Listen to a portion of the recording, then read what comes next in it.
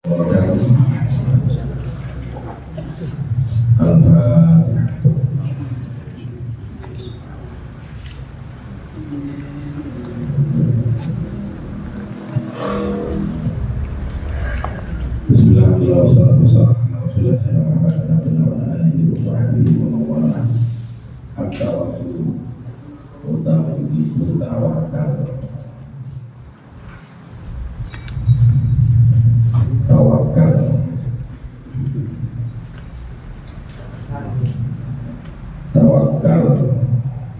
bahasa Arab tawakal itu bahasa tawakul. An Umar jangan sakit Umar berkata radhiyallahu ta'ala anhu lau annakum lamun saat menjadi pakai asalnya lau sabata annakum ibu untung ono sira kabeh obatnya anak ibu tawakaluna obatnya untuk aslinya tatawakaluna itu tawakala ya tawakalu anta tatawakalu antum tatawakalu kalau ada takwakal maka menjadi akan salah satu warna kita itu di kasar Allah yang atas Allah yang atas itu Allah ikut tawakaluna pasrah sebagai tawakal sebagai Allah yang atas Allah hakwa tawakuli kelawan sak bener-bener tawakal itu lalu zikun mengkoyak dine dan paringi rezeki sirokabeh lalu zikun mengkoyak dine dan paringi rezeki sirokabeh kama yulzamu koyak oleh dan paringi rezeki sopan koyu manuk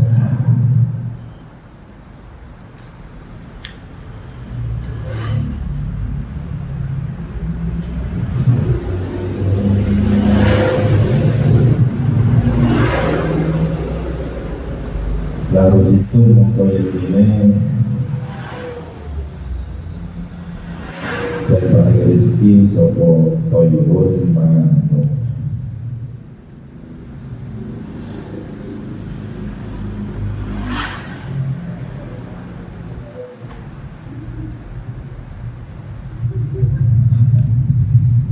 biro-biro manuk ya, toyur itu bisa isim jamak bisa mufrad.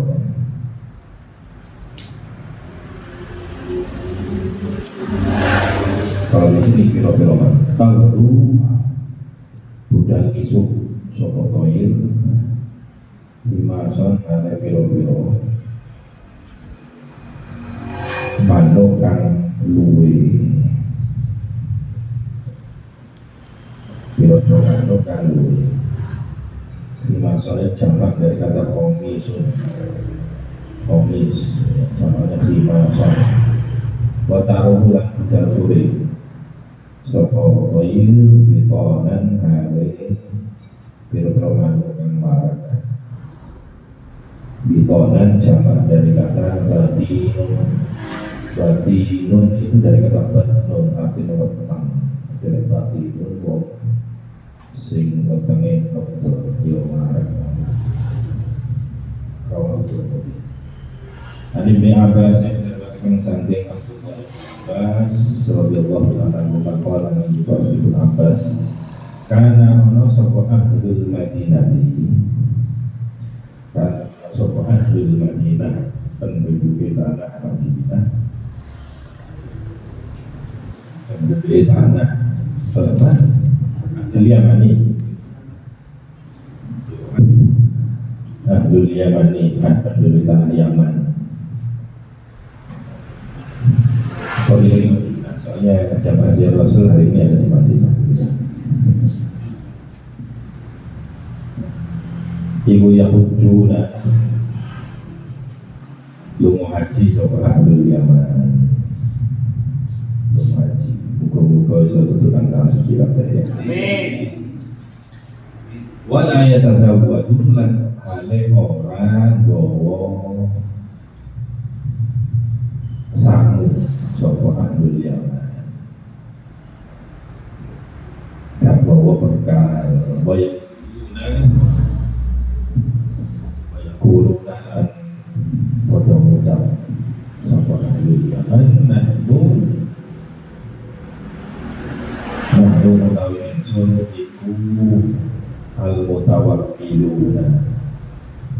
pira-pira wong kang tawakal wong kang pasrah marang Gusti Allah. Fa'idza qadimu mongko nalikane teko sapa ahlul Yaman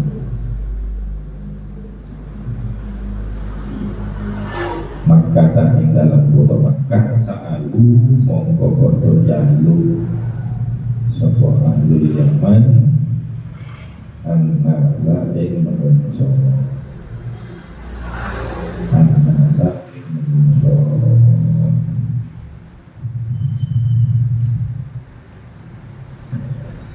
Fa'anzala mengkonunakan yang seperti ini adalah redaksi asbabun nuzul. Ada satu kejadian kemudian fa'anzala menunjukkan asbabun nuzul.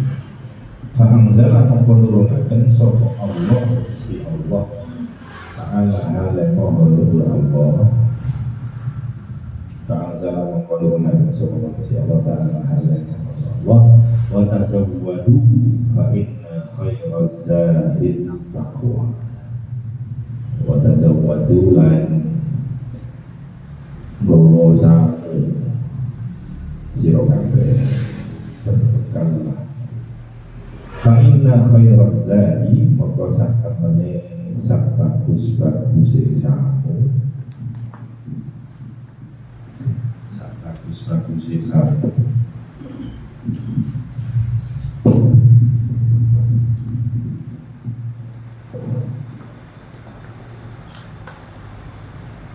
iku at-taqwa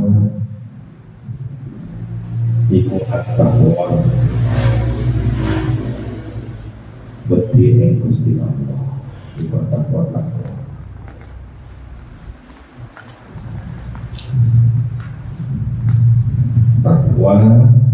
beti ing Gusti Allah saking jalur-jalur. Jadi takwa itu kata kita yang awal berdoa harus dimana ditawan takwa adalah takwa tak repotin uang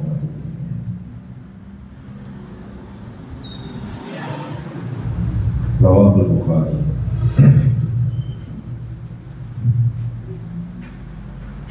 Bismillahirrahmanirrahim.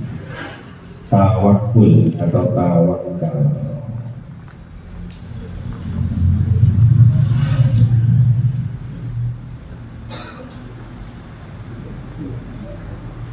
Umar bin Khattab meriwayatkan satu hadis di mana baginda Rasul sallallahu alaihi wasallam bersabda, "Lau annakum kuntum tawakkalun 'ala Allah haqqa tawakkuli." Seandainya kalian itu tawakal kepada Allah dengan sesungguhnya tawakal atau dengan tawakal yang benar,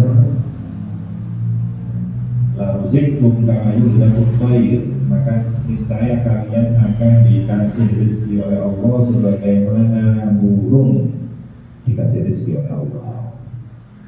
Tahu imam sawwa tahu kita lihat burung pagi hari terbang keluar dari sangkarnya dalam keadaan perut kosong, dimasak, dan sore hari kembali ke sarangnya birwana dalam keadaan perutnya kenyang. Burung gak ada yang sekolah, apalagi sampai sarjana, gak ada.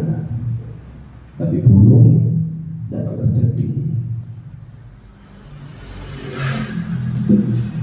Maka bagaimana manusia yang sudah sekolah tapi urusan rezeki bingung, kalah kalau mantuk. Tawakal, berbicara tawakal, hak wa tawakuli. Tawakal yang sebenarnya itu di mana? Di catatan kaki itu saya sebutkan hak wa tawakuli bi anta ilmu yaqinan. Maksudnya tawakal pasrah kepada Allah dengan sesungguhnya adalah kita yakin dulu, tahu, yakin bahwa an la ilaha illallah, tidak ada yang berbuat sesuatu di muka bumi ini kecuali Allah. Artinya semuanya kersane Gusti Allah. Wa la mu'tiya wa la mani'a illahu, tidak ada yang mencegah, tidak ada yang memberi kecuali Allah. La mani'a lima a'taita wa la mu'tiya lima mana'ta wa la radda lima qadaita wa la yanfa'u dzal jaddi minkal jadd. Iku cocok tapi jeneng kan. Kalau sing iso nolak kejaba Gusti Allah, kalau sing ngekei kejaba Gusti Allah. Ngelamar itu berarti tolak, ono motor hati. Lha sing nolak berarti Gusti Allah. Tidak boleh sakit hati. Pasti Allah punya rencana yang terbaik untuk semua tasawuf dan tolak. Setelah yakin bahwa tidak ada yang bisa menghalangi rezeki, tidak ada yang memberi rezeki kecuali Allah, baru kemudian tasawuf dan tolak, berusaha untuk mencari rezeki di wajib jamilin dengan cara yang baik. Boleh duit untuk sampai walau dibuat aspal diuntar. Orang yang sampai jamin di sini halal di sini haram seperti boleh duit. Dibuat jamil dengan cara yang baik. Kemudian watawakal, baru kemudian berpasrah diri kepada Allah Subhanahu wa taala mengenai hasilnya. Maka urusan bekerja itu yang wajib itu, ya, itu adalah bekerja, tolaknya, mencarinya. Kita diwajibkan untuk mencari. Adapun hasil nggak hasil itu urusan Gusti Allah. Sugih nggak sugih itu urusan Gusti Allah. Gak dosa oleh orang wong kerja malah gak sugih. Itu sama dengan santri. Nyantri sama dengan kerja itu sama-sama tolaknya. Orang kerja itu tolak iman, santri tolak ilmu, nyari uang dan nyari ilmu. Yang wajib itu adalah nyarinya. Tolak ilmi bagi dotunya lagu muslim, mencari ilmu itu fardu bagi orang muslim. Itu mencarinya, ngaji ini. Ada urusan kok dari wong alim gak alim itu pasrahnya Gusti Allah, dari Gusti Allah. Sama dengan orang kerja. Yang wajib mencari rezekinya, mencari. Adapun hasilnya nanti dari sugih kata sugih itu urusan Gusti Allah. Mulane kudu yang lek kerja itu pikirno ya apa carane wae. Ojo mikirno hasilnya aku oleh pikirno.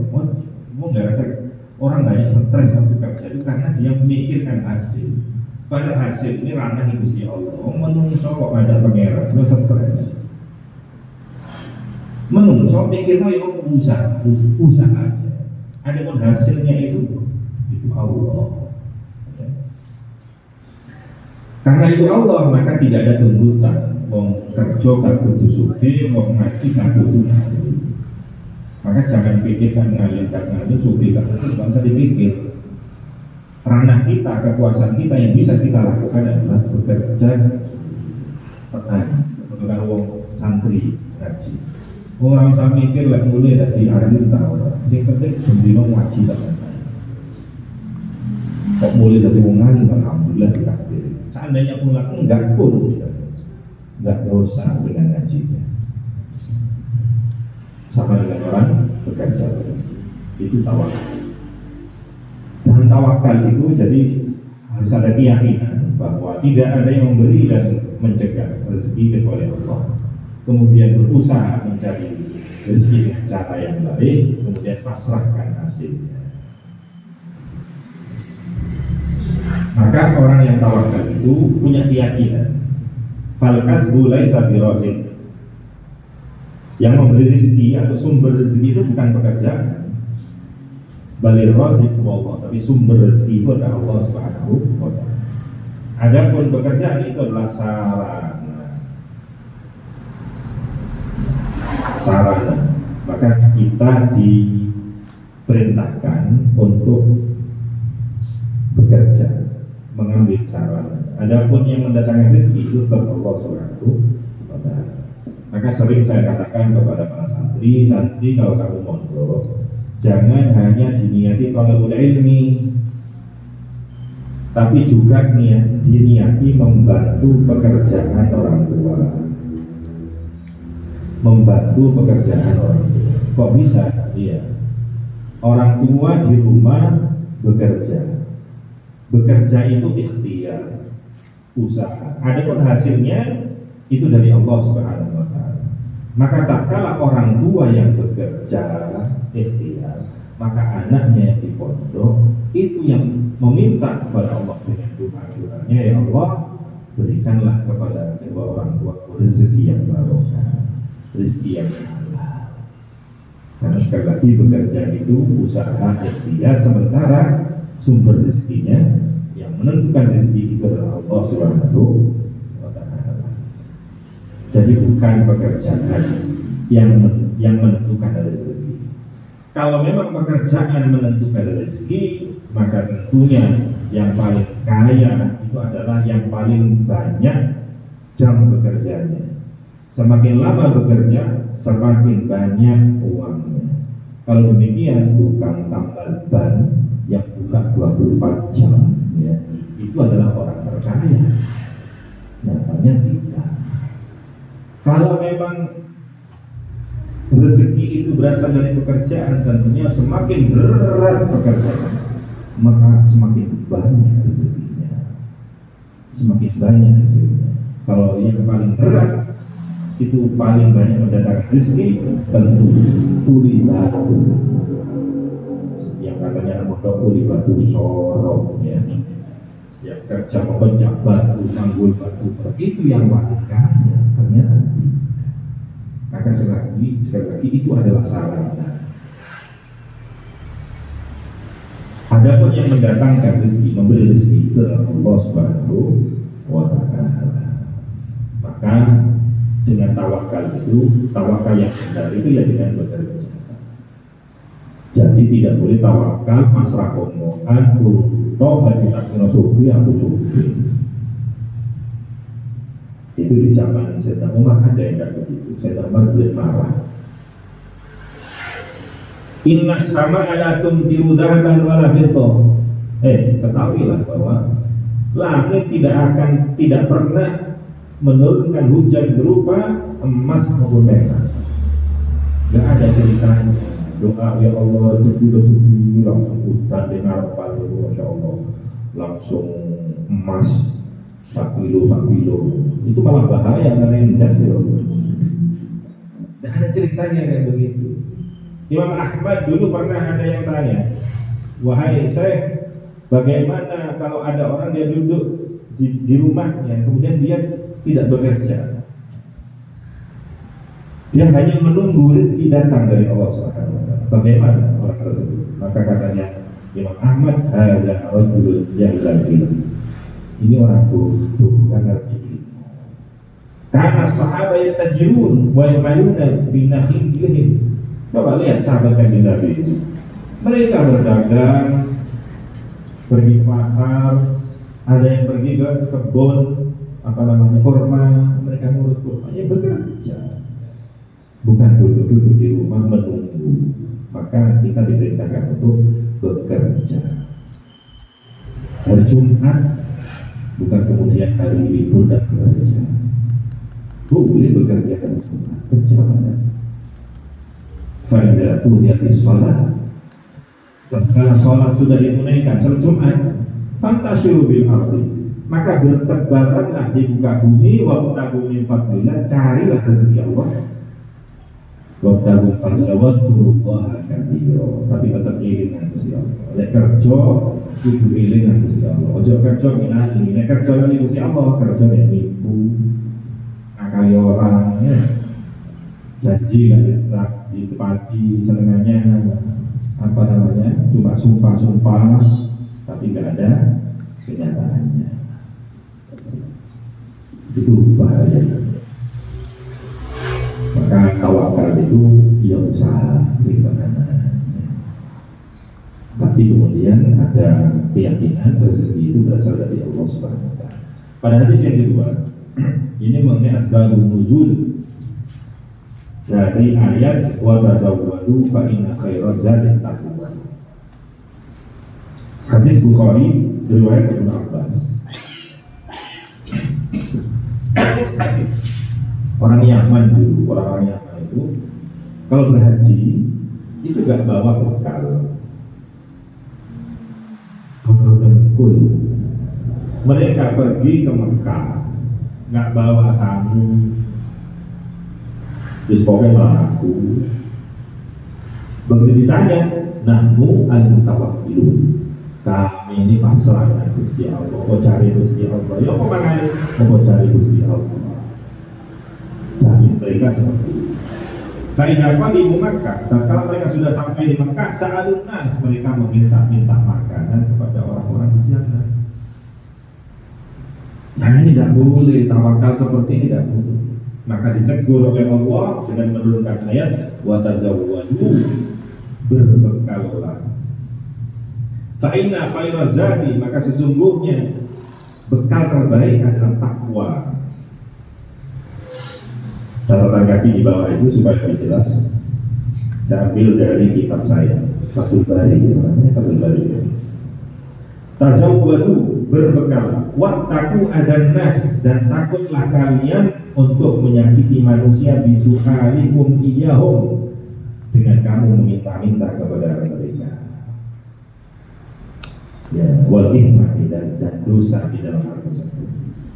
Artinya dengan minta-minta, maksa-maksa, itu akhirnya mendatangkan dosa. Jangan seperti itu. Jadi maksudnya khairuzan, sebaik-baik bekal itu adalah takwa. Takut, masih takut nyusahin orang lain, takut melakukan dosa. Ya, akhirnya takut juga kepada Allah. Tapi pengertiannya seperti itu. Jadi dalam konteks takwa ini tawakal, bukan takwa sekedar takwa takut kepada Allah, menjalankan perintah di larangan, tapi lebih kepada tawakal, tidak nyusahin orang lain, dan kita tidak melakukan dosa sebab kita minta-minta kepada orang lain. Dahulu ada sahabat datang ke masjid naik onta. Onta itu kemudian sampai di halaman masjid, kemudian orangnya turun, ditinggalkan begitu saja. Mestinya kalau onta kan ditancap atau diikat di talinya, diikatkan pohon biar nggak lari. Dia tidak turun dari onta, kemudian langsung masuk ke masjid. Bertemulah dengan sahabat yang lain. Ditegur, kenapa kamu tidak mengikat ontamu? Apa kata dia? Loh, saya tawakal kepada Allah.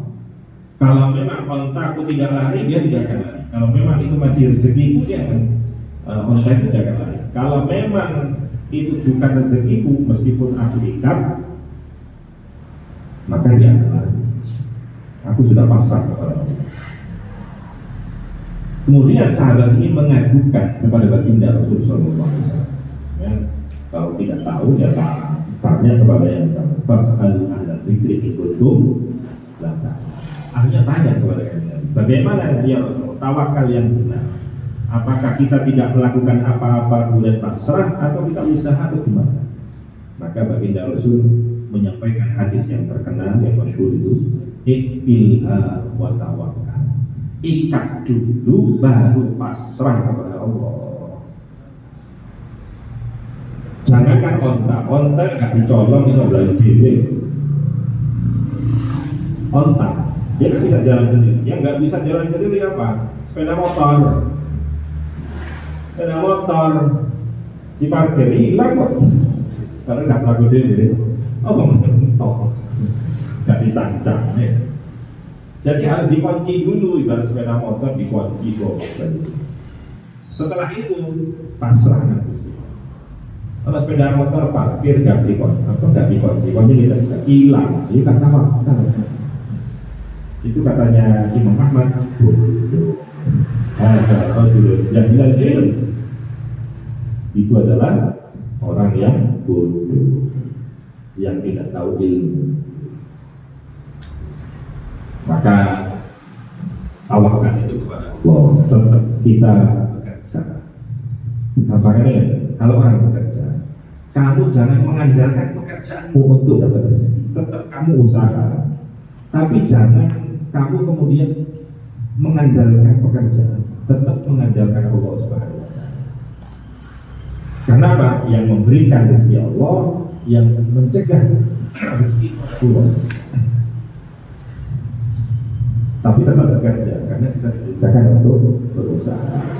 Tapi sekali lagi, tak kita berusaha, maka kita ada keyakinan, ya, pasrahnya kepada Allah. Ada keyakinan bahwa Allah yang memberikan rezeki.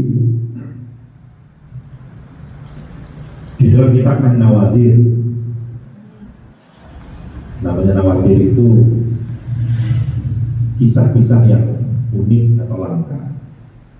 Disebutkan di situ cerita Malik bin Dinar suatu ketika mau ke tanah suci. Di tengah perjalanan Malik bin Dinar ini melihat ada burung. Burung ini terbang sambil bikin roti. Loh kok iso manuk kok mangan roti? Ini makhluk tidak Allah balik ini. Karena aneh itu akhirnya dikejar sama Malik bin Dinar. Kemana arahnya burung tadi lagi? Terus dikejar. Sampailah ternyata burung itu masuk ke dalam gua. Setelah itu kemudian burung itu keluar lagi. Dia masuk. Malik bin Dinar masuk. Ada apa yang ada di dalam gua? Begitu masuk ternyata di situ ada orang yang tergeletak. Kemudian tangannya diikat, kakinya diikat, dan dia makan roti. Oh, berarti roti tadi yang dibawa burung dikasih roti.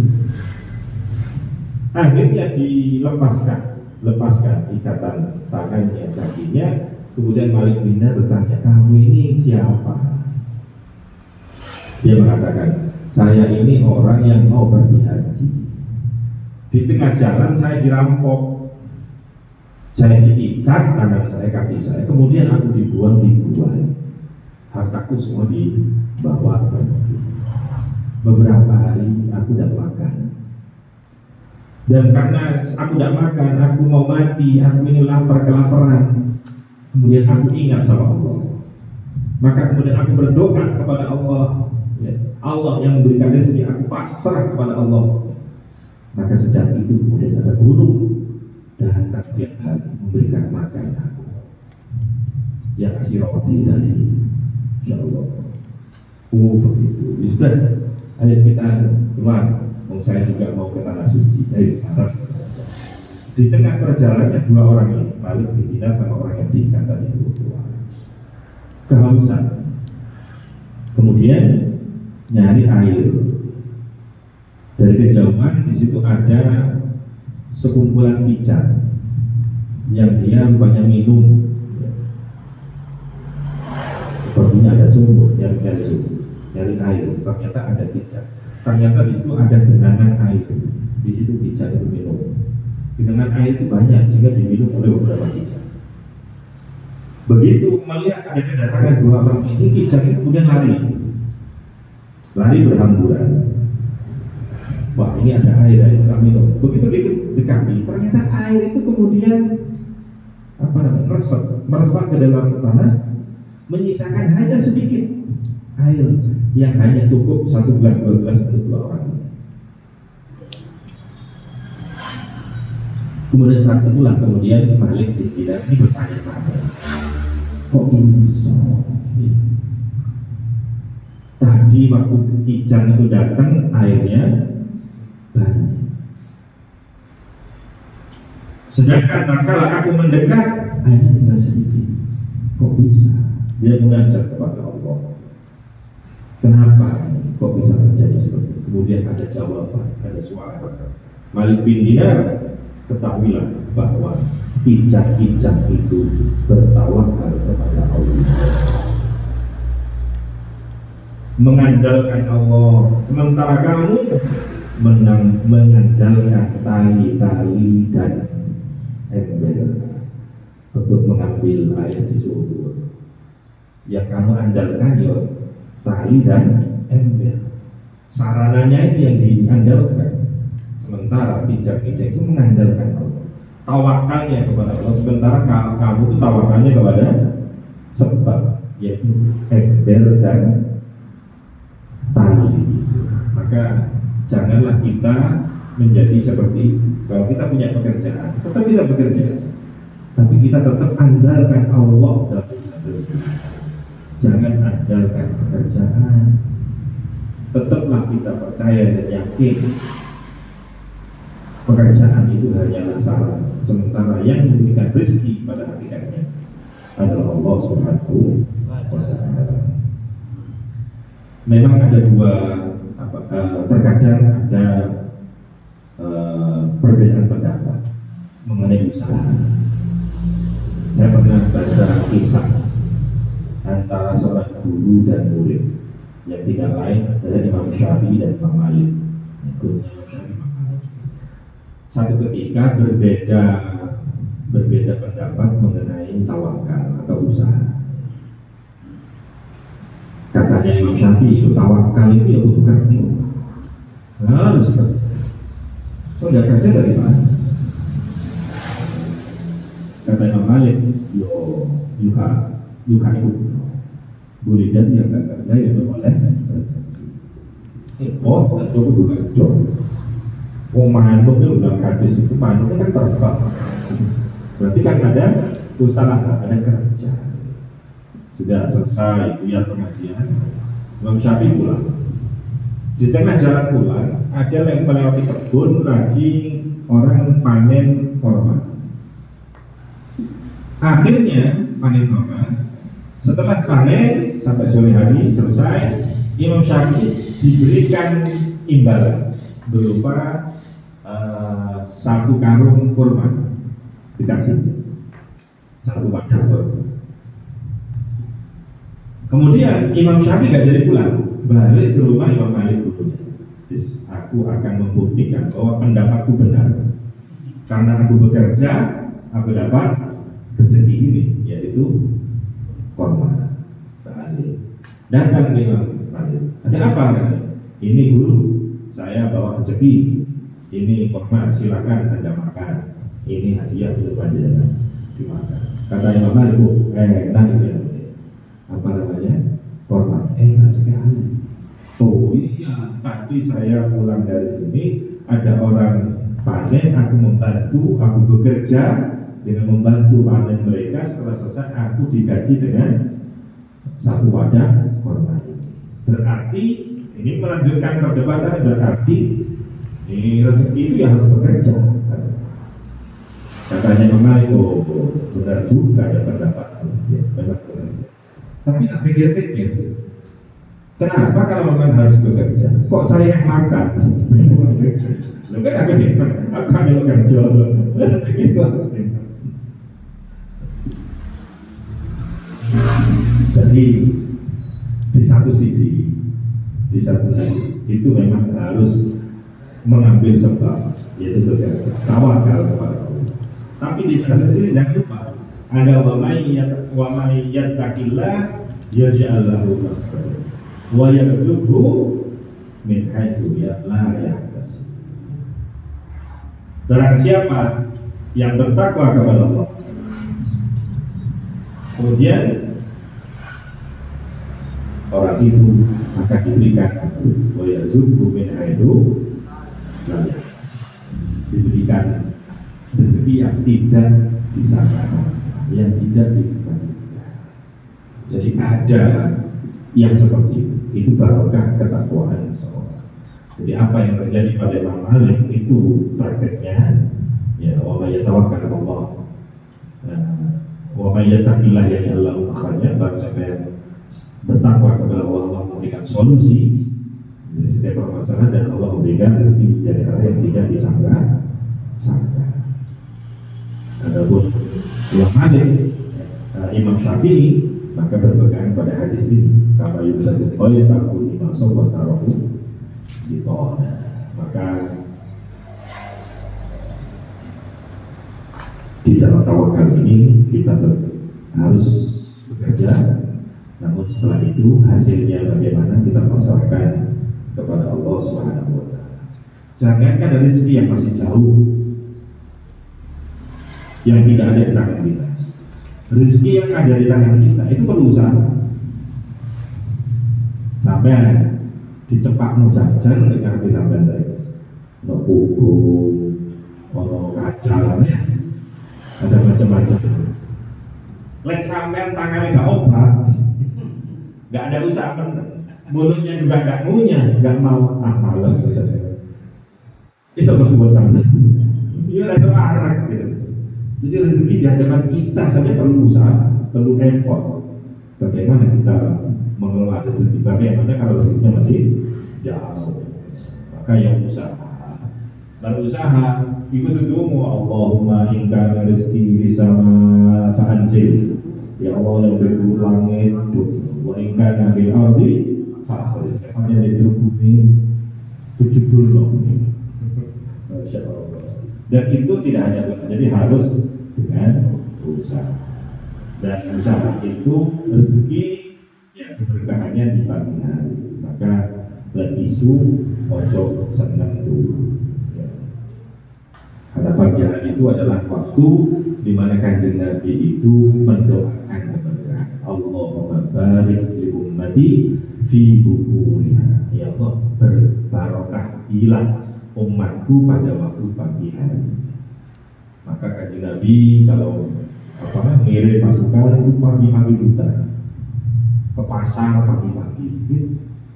Ya ada apa-apa, itu menjemput rezekinya pagi-pagi, itu keberkahan. Ojo malah ditinggal, esok nah, itu berarti meremehkan keberkahan yang didoakan oleh Kanjeng Nabi Muhammad Shallallahu Alaihi Wasallam. Kultiwa yang saya katakan ngaji bukan hanya sekedar maknai, yang terpenting bagaimana setelah ngaji ada mendapatkan ilmu dan ilmu itu bisa menjadi mindset dan itu bisa merubah perilaku dalam keseharian kita sehingga kemudian perilaku kita setiap hari senantiasa berjalan pada rel yang digariskan oleh Nabi Muhammad Shallallahu Alaihi Wasallam. Kita hadiah Fatihah ya untuk misi almarhum Al-Ustaz Asrodi. Mudah-mudahan beliau diberikan ampunan dari semua khilafnya, diterima semua amal ibadahnya, dan dengan amal soleh yang dilakukan di rumah ini, maka mudah-mudahan beliau lebih diangkat lagi derajatnya oleh Allah Subhanahu wa Ta'ala. Al-Fatihah.